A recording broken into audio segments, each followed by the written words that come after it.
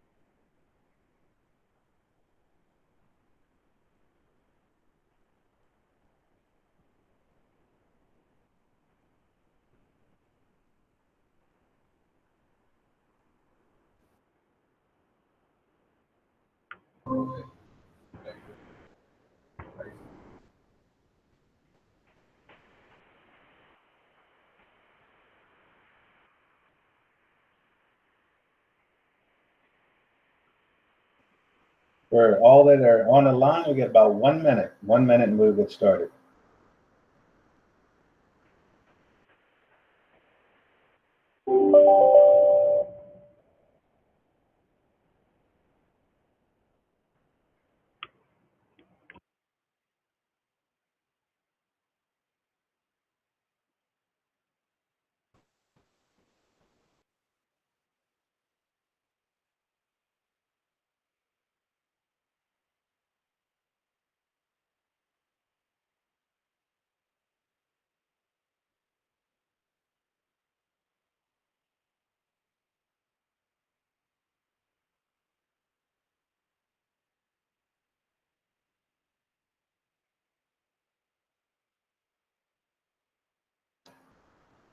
All righty, good afternoon, Brazosport Safety and Security Committee. Welcome to May 11th, 2020, our Safety and Security Committee meeting.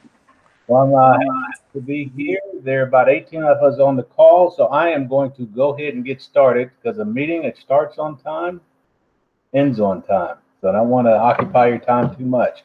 So just some, as my friend and the emergency management coordinator for Brazoria County would say, we got some housekeeping things we need to take care of before we get started.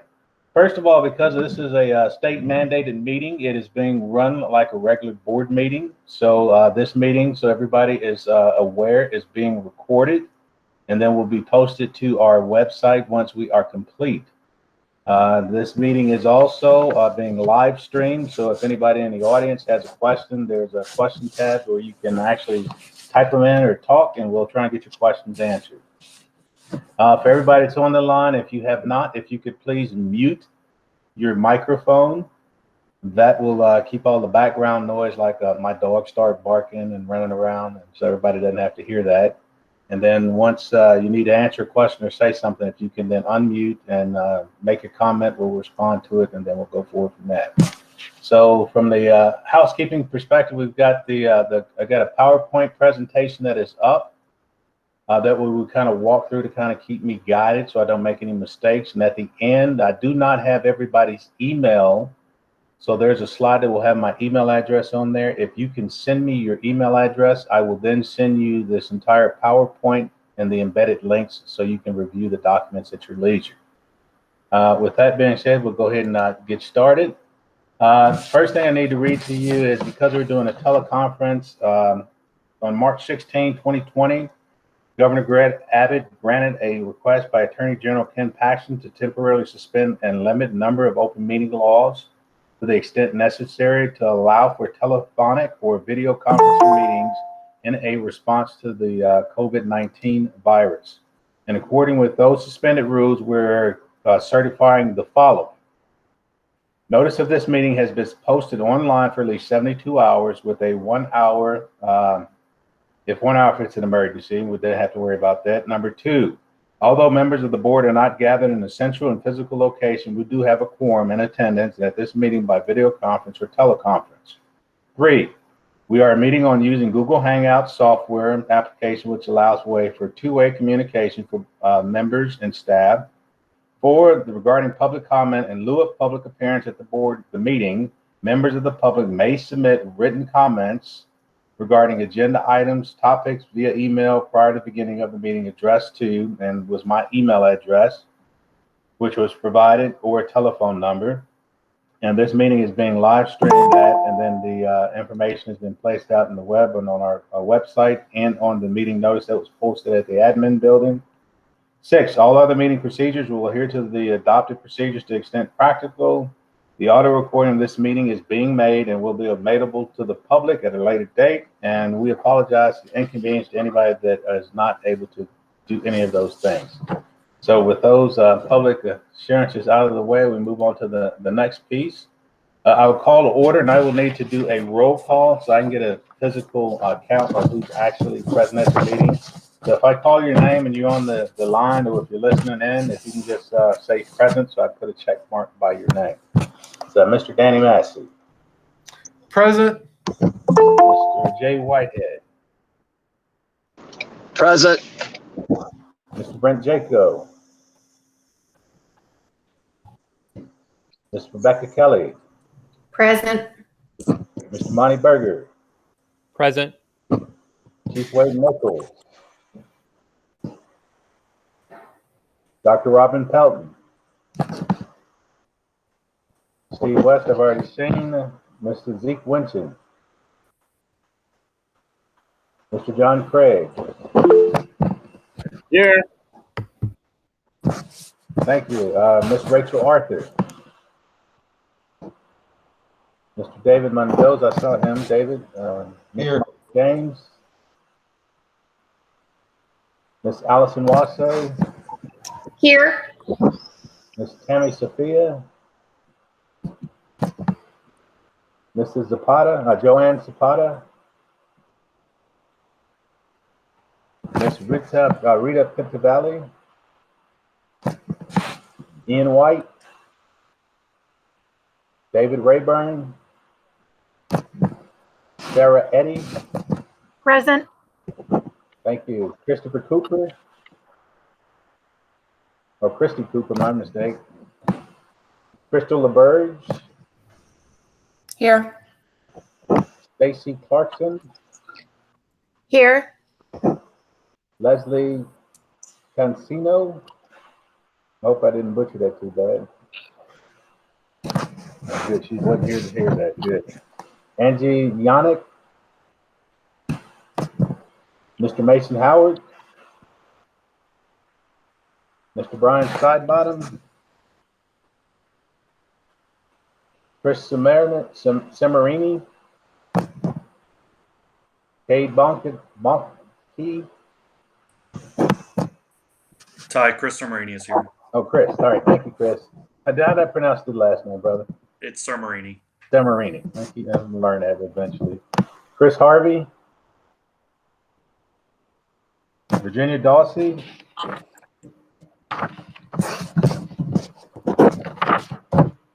Steve West. I had you listed twice, Steve. Mr. Steve Roth, I saw you. Chris Motley, I saw come on. Joshua Strawn. Steve Reed. Steve Reed's here. Thank you, sir. Steve Solis. Mr. Fred Ortiz. And Claudia Serrano. And Brian Lipinski. Present. Gotcha. And that was Erica Estrada. Did I call your name? Yes, Claudia Sereno and Estrada is the same. Oh, okay. I'll make sure I make a note of that. All right, with those out of the way, we'll move on to the next piece, which is the invocation. I believe that we need to just stop for a moment and give praise to God and thanks for all that He gives to us. So with this, I would like to read Psalm 73, verse 26. It basically says this: "My flesh and my heart may fail, but God and the strength of my heart and my portions forever." So, Heavenly Father, in the midst of all this COVID-19 and the uncertainty and the scarceness and the scaredness that everybody is feeling, the separation and the isolation, that we pray that this disease is contained quickly and that we can get back to our new normal of making sure that the district of the ISD provides the best education possible for the students of our district, using all the tools and the resources and the knowledge and the skills of the people that are gathered in this room to ensure that their safety is the utmost and the number one priority of the things that we do. We ask all these things in your precious name. Amen. All right, with that, moving along, we got the next thing that comes up is the Pledge of Allegiance, and I will lead, and you can say it if you want to. Everybody's on mute, so they won't hear you, but I just want to say a pledge of allegiance to the flag of the United States of this America and to the republic for which it stands, one nation under God, and indivisible, with liberty and justice for all. Now the Texas pledge. I honor the Texas flag. I pledge allegiance to thee, Texas, one state, under God, one and indivisible. So thank you for your attention to those procedural things. So now we can kind of get underway and get this meeting completed and then get you back to your normal isolation and distancing process. So anybody have any safety related announcements or anything that they want to put out for the good of the group?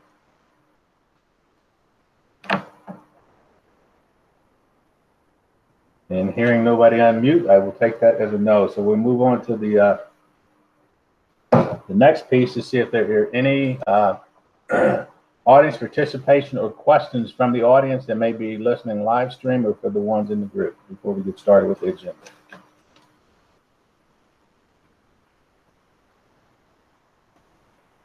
And again, hearing none, we will move on. The next thing that we'll go into, this is, we met back in February, so this is a follow-up for that. And in that, if you remember correctly, at the February meeting, there were two issues that came up, and the issues were subcommittee reports relating to House Bill or Senate Bill 11 as it relates to immediate versus significant notifications. And for those that may not remember what that was about, here's just a quick discussion of what it was. And I'll give you a second to read it because everybody can see that, hopefully, correct? So I'm seeing, yes. So I'll let you read that right quick.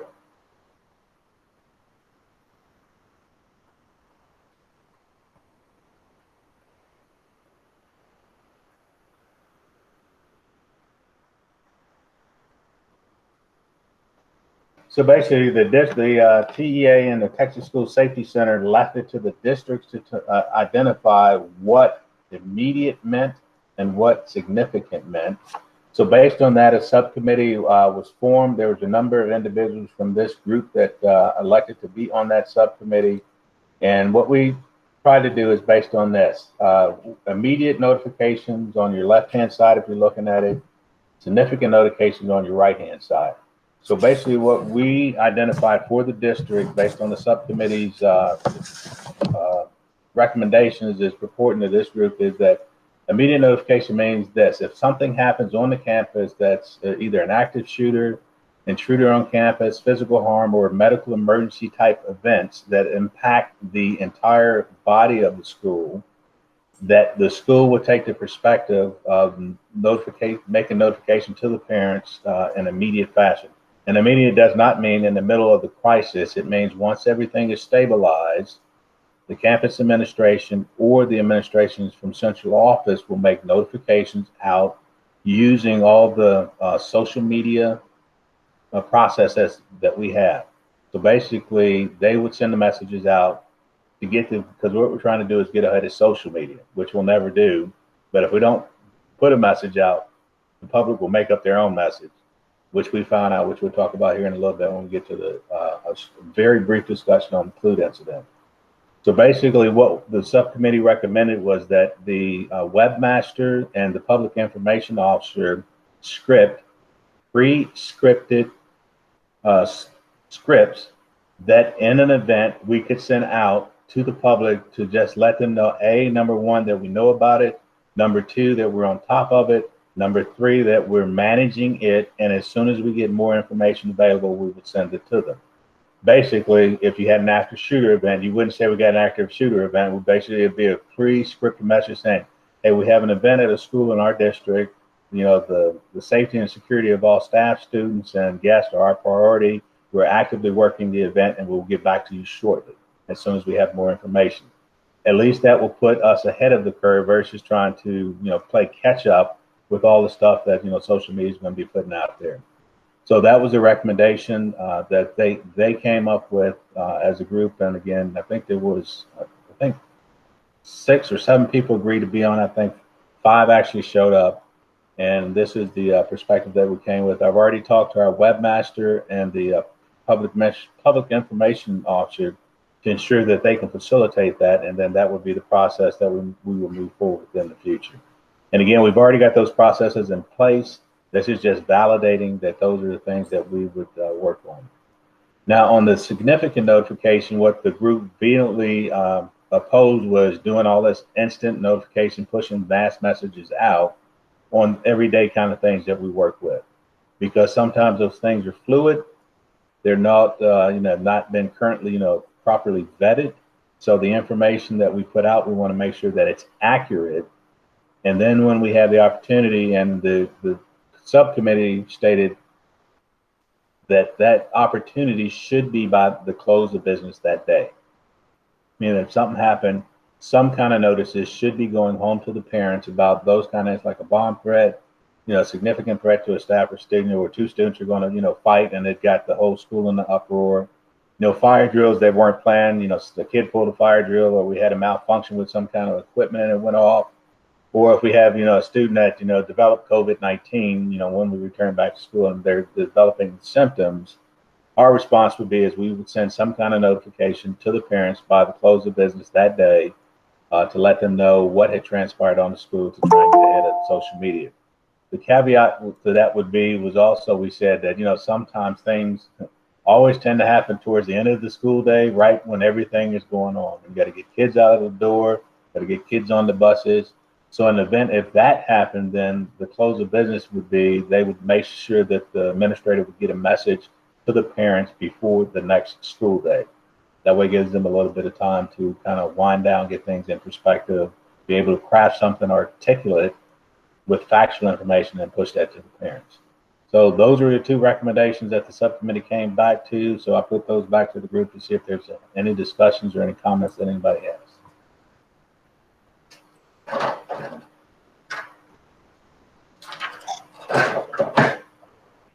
Yeah, Ty, I would just want to add that date or the timing of this end of school day or before the next start of the next school day is, and I don't think we need to write it in here, but just so this committee understands, that's after it's been concluded. Right. It is a significant threat, because it may have been, we may have spent all day or 2 or 3 days, investigating to determine whether it was significant or not. And so I think this would be notification once it is determined that it is a significant. I will make that addition to a notification once the investigation is concluded. Or some wording like that. Yeah, once it's concluded. Yeah. Okay. Perfect. Yeah, thank you. Great work. Thank you, sir. No worries. All right. Any other questions, comments, clarifications? Okay. Hearing none, we will move to the next slide. Letting you know that we are currently coming up on the 3-year school district safety and security audit cycle began, which was in 2017, and it ends August 31, 2020. And this is basically where it's state mandated, where we have to do a safety audit on every single campus and every single support or ancillary facility within the district. And I am happy to report that all the schools except for one was done, which was NA. and NAVE was not done because NAVE was scheduled after we went out on COVID-19, so we were not able to facilitate that. And then we have to do a report to the Texas School Safety Center by September, I believe September the 15th, identifying what our findings and recommendations were. And I'm happy to report that based on the diligent work of the Safety Audit Committee, that report has already been done. And what we have done, and I will send you this in a link when you send it to me. Just want to make the transition over. Can everybody see that spreadsheet? So this is the spreadsheet, and if you look at the very bottom, it's got it by year. So we broke our schools up into like 8 or 9 different facilities each year. So the first year was 2017, 2018. Next year was 2018, 2019. And the third year was 2019, 2020 on the bottom when you see the tabs. And basically when you go through those tabs, you'll give you the campus, the date of the audit, the campus, the recommendations that the audit team found. Then it walks you through the responsible parties. Excuse me if I can get back to that. The responsible parties who are responsible for following up on these particular tasks. And then in the next box, you will see the funding source, where they're coming from, who's paying for it, or what budget it's coming out of. And then in the last column, you'll see the follow-up actions that need to occur. And I am happy to report that based on the Board of Trustees and Mr. Madison's leadership, we have been able to identify in every category either issues where the problem has been corrected, the problem will be corrected in the new process of the bonds that are being released that will facilitate some changes within the district, or that the items have been budgeted in the proper entity's budget, or campus administration at the campus where they were audited were able to take care of those audit issues on their own. And there only are a couple issues where the things had to be not tabled, but had to be sent to the cabinet level to have review and discussion because there are budgetary considerations outside the scope that we have currently budgeted in the system. So, but in all categories, you know, the issues are on the table. In most every category, everything has either been rectified or will be rectified with the bond that's coming forward. And not to belabor you to walk through every one of these because we'll be here for quite a while. I will send those to you if you will send me your email at the end, and you can actually go through at your leisure and go through each one as you want. But for the state of Texas requirements, we have identified all the gaps and we have processes or solutions in place for that. So we have met the requirements for the state of Texas, and we're good to go for right now. Any questions or comments before I move off of that?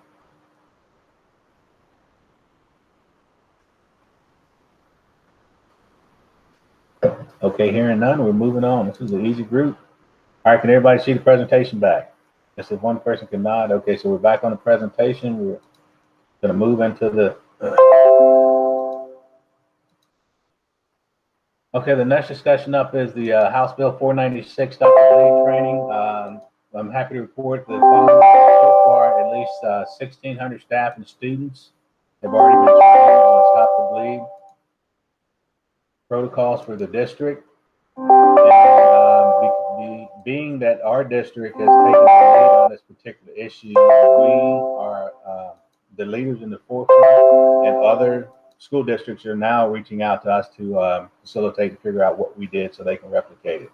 And with that, I have already went to the Angleton ISD and given them all the training protocols that we have in place, have established a link with them with the stopthebleed.org organization, so they can now start getting their teachers and staff trained as train the trainers so they can start training their district.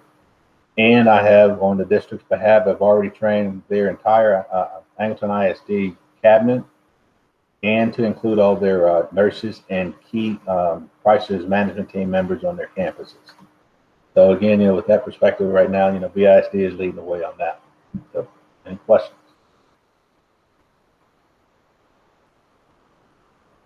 Hearing none, we'll move to the next one. Discussion on the Senate. Mr. Morrow, I do have a question. Okay, I'm going back to that one. Yes, ma'am. Go ahead. Yes, from those students that were trained to stop the bleeding, are those specific students, or are you talking about all students in BISD? No, the way the current House Bill 496, all students from 7th grade to 12th grade have to be trained, and all staff members, volunteers, and anybody that spends any significant amount of time on our campuses. The elementary schools, we do not have to train the students, but we do have to train the teachers. So right now, about 1,600 in, and we still got a lot to go, but COVID-19 kind of put a wrinkle in our training protocols. Okay, thank you. Yes, ma'am. Any other questions before I move off of that? Hearing none, moving to the next one, Senate Bill 11, basically puts training protocols in place. The district was awarded, we went after a $200,919 grant. We got a notice of grant award from TEA for that amount.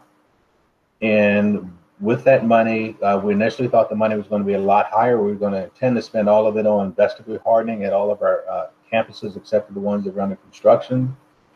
The number came in way lower than we anticipated, so we were able to, over the summer, we started a process of hardening the campuses at 18 campuses with 3 mil to 15 mil film, which will make the campuses vestibules not bulletproof, but bullet resistant, meaning that the bullets can penetrate the glass, but the glass won't fall out, which basically means that gives the staff their time to, seek cover and shelter and get law enforcement there, which is a huge significant change for us.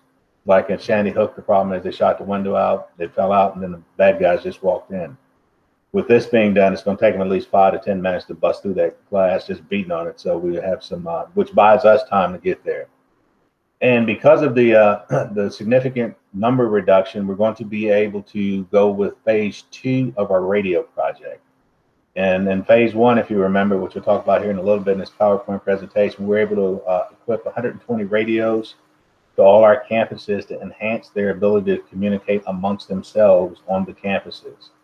The second phase is to make a district-wide radio project where our buses that are traveling, the 73 plus buses, no matter where they are in the district, they will be able to talk back to their base.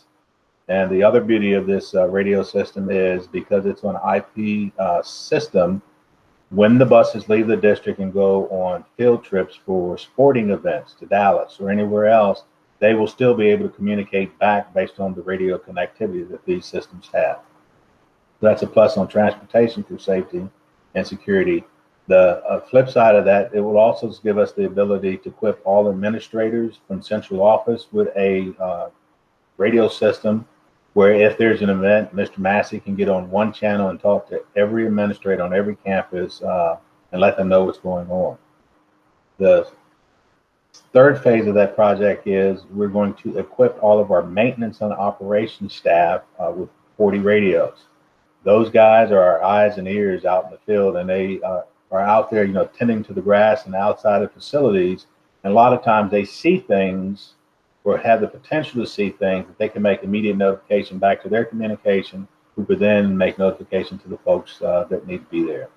Or the other issue that it will give is the other problem we've had sometimes is when we have issues inside the campus, the staff on the outside of the campus, meaning the maintenance folks, don't know what's going on, and they have the potential to walk in on something that may be deadly because they didn't know. So that eliminates that problem. So hopefully, and the fourth piece will, our child nutrition folks, Ms. Ark and her folks will have a radio, particularly those that are traveling from campus to campus, taking care of child nutrition issues. If they have the same issues as the maintenance folks, sometimes they walk into stuff they don't know they're walking into because they don't have the knowledge.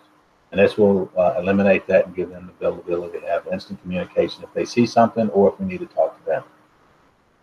Any questions on that before we move forward?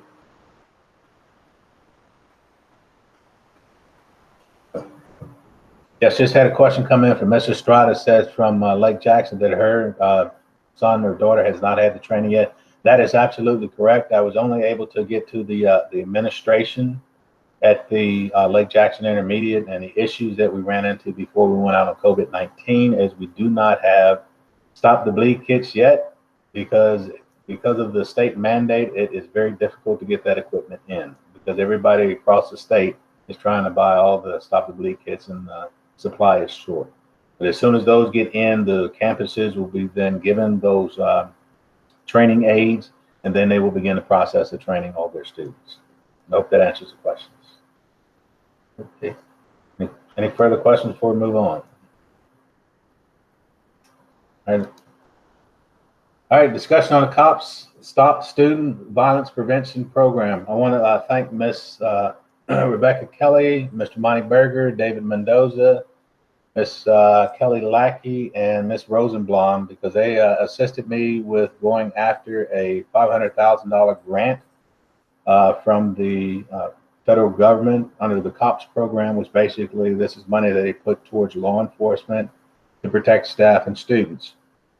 And in that grant, we wrote it up where we will use the monies to deploy what we call AI, artificial intelligence, at all our secondary campuses. And basically what that gives us the availability to do is this. Currently we have a robust surveillance system that was put in place. The district invested lots of money in it.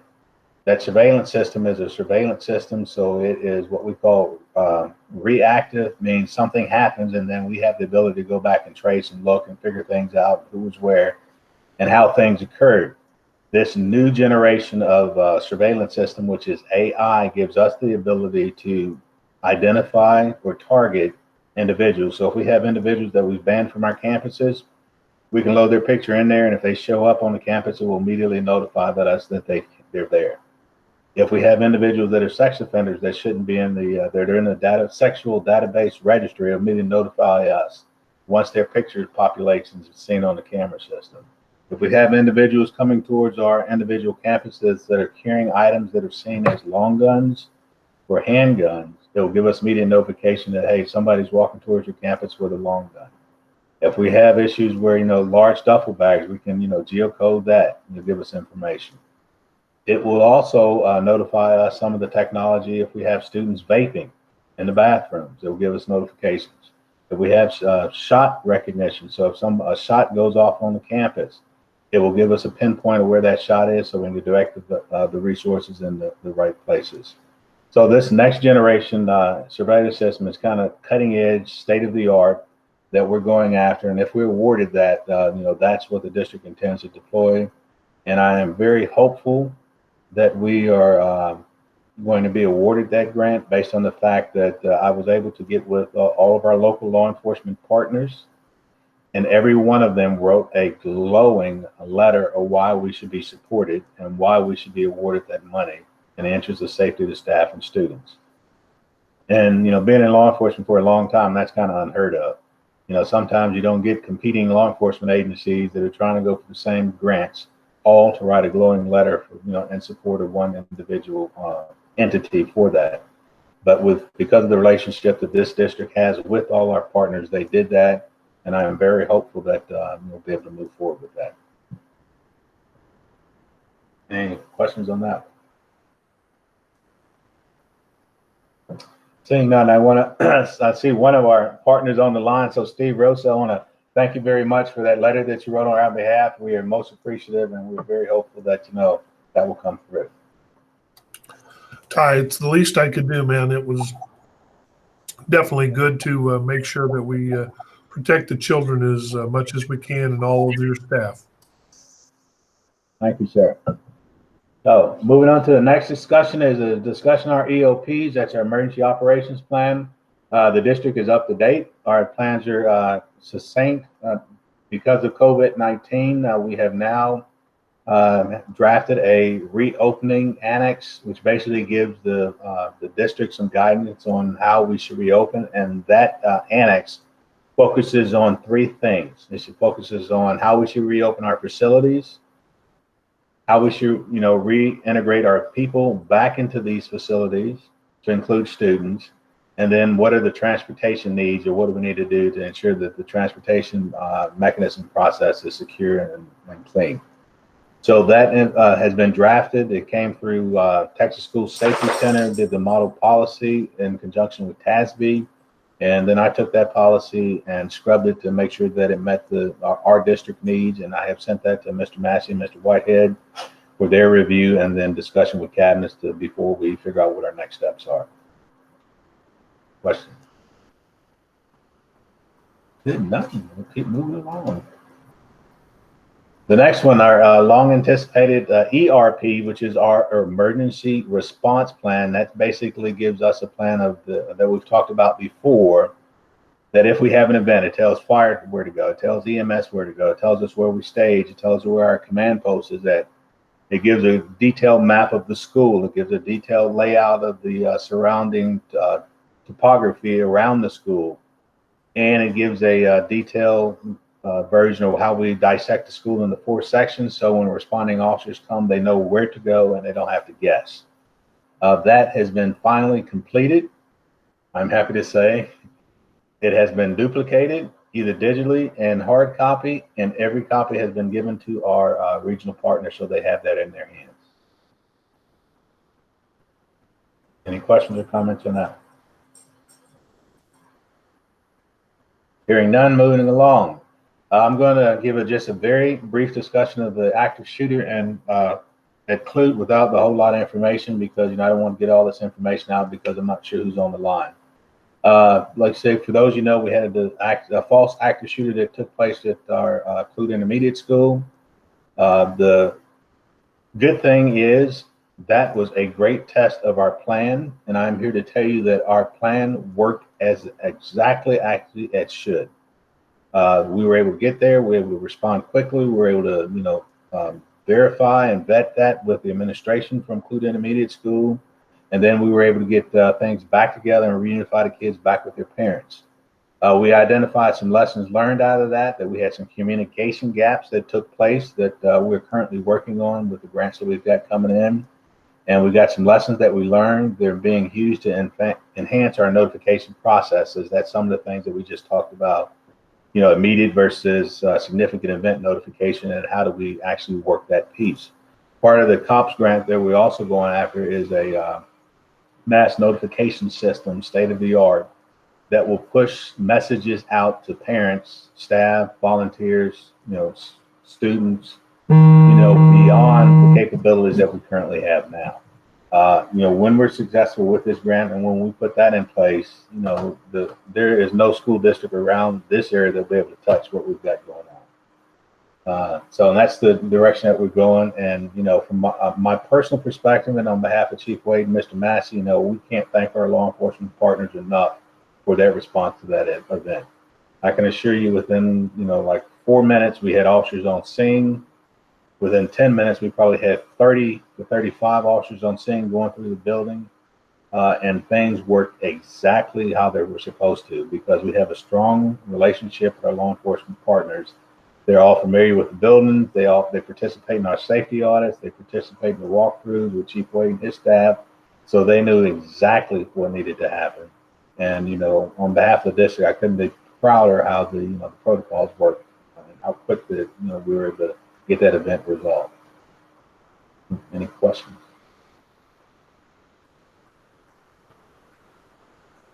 Okay, hearing none, we're moving on. In discussion House Bill 496, one of the other things that was required is if you have a school that is within 100 feet of a train tracks, as we talked about before, you got to have some kind of plan in place to facilitate that. On March 4th, 2020, we had a mass casualty tabletop at the Clute Fire and EMS building. And with that, we had all our partners from, the only partner that we did not have there was the folks from the train. But we had everybody from Dow, BSF, all the local EMS partners, law enforcement partners, and we were able to, walk through that tabletop and identify some gaps that we have communicate. And again, it's a communication issue that we are working on to ensure that we've got a strong plan that if a train derails by Clute Intermediate, we've got a strong communication process to make sure we're communicating everybody from the railroad all the way to, Life Flight in Houston to the medical center in Houston to make sure we've got all the proper things available to ensure the safety of our staff, students, and visitors. But due to COVID-19, because we were planning to do a mass casualty full scale event where we actually brought all those pieces, not on the tabletop, but actually brought them in the field right before school and try and make that happen, to walk through that to make sure our plan was good. Due to COVID-19 and the unavailability to plan the rest of the pieces out, that is going to be put on hold until further notice. And as we develop more information on that, I'll get back to you and let you know. All right, we talked a little bit about the last meeting, I think on the tail end, that, you know, because of the shooting in the other part of Texas in the church, you know, the folks here, you know, we're looking at that, myself, Mr. Whitehead, and Chief Nichols. They said, hey, there's something got to do. Mr. Whitehead made a suggestion, hey, let's put on a safety summit. We did that, and at that safety summit, we had 100 pastors and security teams that came forth and, you know, took the lessons that we deal with every day on how to protect large groups of people. They took that back, and since then, I just wanted to report back to the group. We've got nothing but, you know, accolades from, you know, church members that have gone back and put those security protocols in place, and just thanking the district, you know, on behalf of their churches for doing all that when it was not required. And because of our leadership, there is now more communication and more conversations in the law enforcement community with the churches about those security plans. So again, you know, we led the charge, and now, you know, others are picking up the charge to, you know, continue the work that we started. So I just wanted to make sure that you knew that the district was the one that brought that to the table. We talked about the radio communication plan. I just talked to you about a little bit about phase 1 is done, and we're moving into phase 2 as soon as we get that, win that grant, and then we'll be moving into phase 2, finish out the projects. And I'm at the end of my presentation. I hope I didn't go too quick and bore you, but if you need any part of that presentation, that is my email address. If you can just shoot me an email, and then I will shoot you the PowerPoint presentation, and the links will be embedded inside of that. Just click on the link, and it'll take you to the audit recommendations and the other documents that are in there. Anybody got any questions on that one? All right, rounded out. I see none. I see no finding. And then if anybody has questions, if not, our next meeting date is September 21 at 4 p.m. I hope it will be a face-to-face meeting and not another virtual meeting. But if so, we have the availability to do that. And I will kick it back to the group to see if anybody has any questions, concerns, or comments before I close out.